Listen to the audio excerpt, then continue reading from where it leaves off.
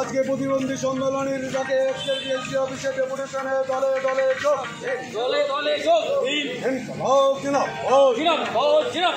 প্রতিবন্ধী সম্মেলনী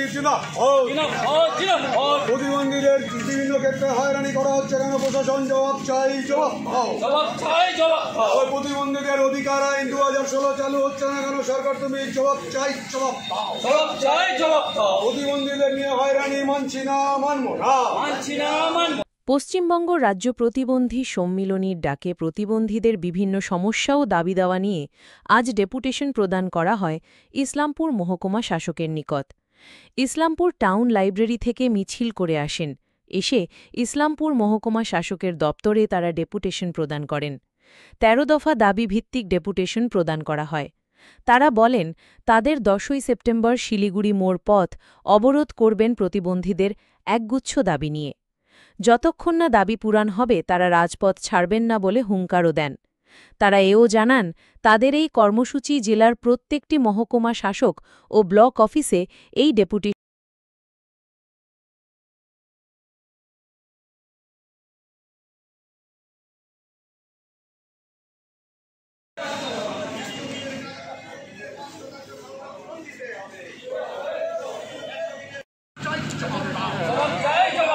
আগের থেকে চিঠি করে সময় নেওয়া যাওয়া সত্ত্বেও সময় দেওয়া হলো না কেন? এই যে তুমি জবাব চাই, জবাব দাও।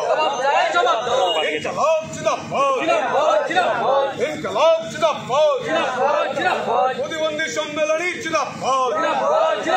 প্রতিবন্ধীদের স্বার্থে প্রতিবন্ধী সম্মেলনী লড়ছেই লড়বে, প্রতিবন্ধীদের স্বার্থে প্রতিবন্ধী সম্মেলনী লড়ছেই লড়বে। অবিলম্বে প্রতিবন্ধীদের জব কার্ডের মাধ্যমে 100 দিনের কাজ দিতে হবে, 5% সুনিশ্চিত করতে হবে। বাংলা আবাস যোজনায় 5% সংরক্ষণ প্রতিবন্ধীর জন্য করতে হবে।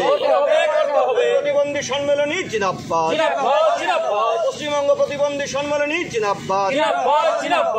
প্রতিবন্ধী সম্মেলনী রাজ্যের প্রতিবন্ধীদের জন্য লড়বে।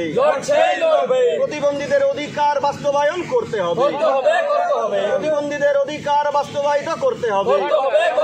সংবিধান দ্বারা দেওয়া অধিকার বাস্তবায়ন করতে হবে, দেশের আইন লাগু করতে হবে। স্কুল সার্ভিস কমিশন ও প্রাথমিক নিয়োগ 4% সংরক্ষণ দিতে হবে। সমস্ত সরকারি দপ্তরে চাকরিতে 4% প্রতিবন্ধীদের নিয়োগ করতে হবে। পশ্চিমবঙ্গ রাজ্য প্রতিবন্ধী সম্মেলনী উত্তর দিনাজপুর জেলা কমিটি ইসলামপুর মাননীয় মহকুমা শাসককে 2 দিন আগে আমরা ইন্টিমেশন দিয়েছিলাম যে আমাদের প্রতিবন্ধীদের বিভিন্ন সমস্যা, এবং আপনারা জানবেন যে সংসদের 2 সংসদে রাজ্য এবং কেন্দ্রে প্রতিবন্ধী অধিকার আইন 2016 ইতিমধ্যে পাস হয়ে গেছে। কিন্তু আমরা লক্ষ্য করছি এই রাজ্যের ক্ষেত্রে যে সমস্ত জায়গায় এই রাজ্য সরকার তাদের বরাদ্দের ক্ষেত্রে ঢালাও বরাদ্দ করছে, এবং বিভিন্ন দপ্তরগুলোকে তারা পার্টি অফিস তৃণমূলের পার্টি অফিস বানিয়ে ফেলেছে। তার প্রতিবাদে প্রতিবন্ধী সমাজ আমরা প্রতিবন্ধী সম্মেলনে আমরা এসডিওর সাথে দেখা করতে চেয়েছিলাম, তাকে ইন্টিমেশন দিয়েছিলাম।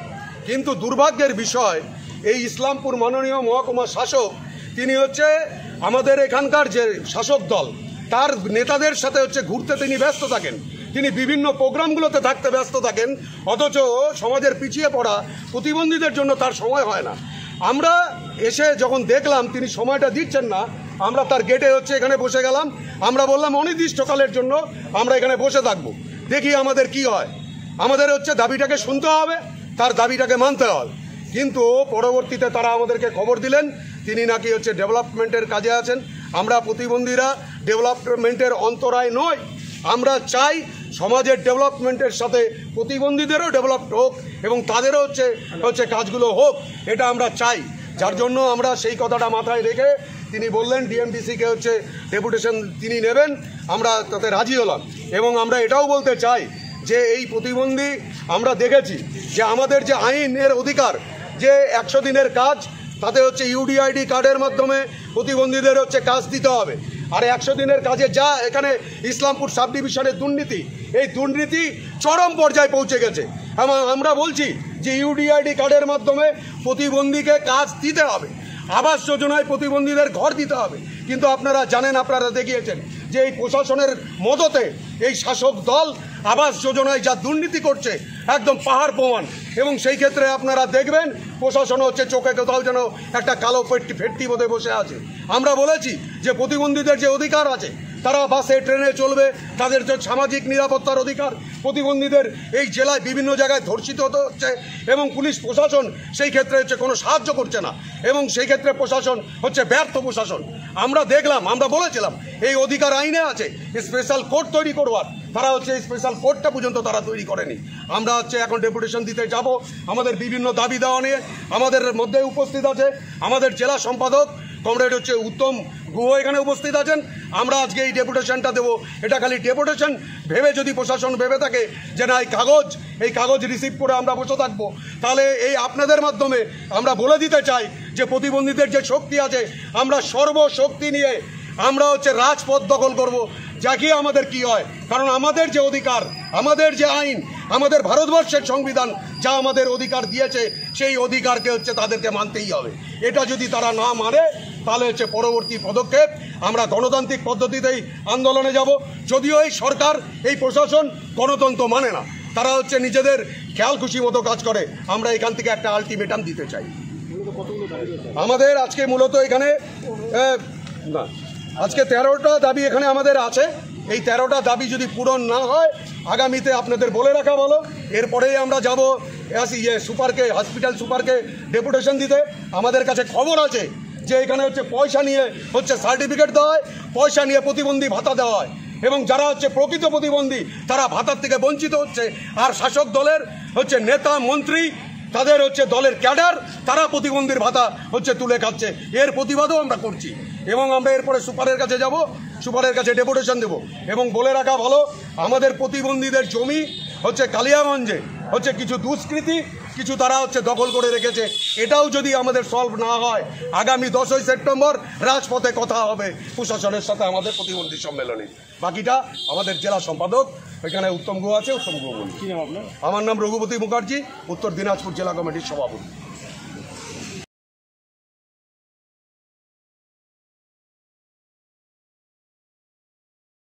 হচ্ছে 10ই সেপ্টেম্বর আমাদের পথ অবরোধ হচ্ছে রায়গঞ্জের শিলিগুড়ি মোড়ে। কারণ 5 বছর আগে আমরা একটা অবরোধ করার পর জেলায় হচ্ছে আমাদের ওই ইউডিআইডি কার্ডের ব্যবস্থা করছেন, কিন্তু অনেক রকম সমস্যা দিয়ে পশ্চিমবঙ্গ সরকার আইকন পোর্টাল চালু করলো আর কেন্দ্রীয় সরকার চালু করলো ওদের হচ্ছে ইউডিআইডি পোর্টাল।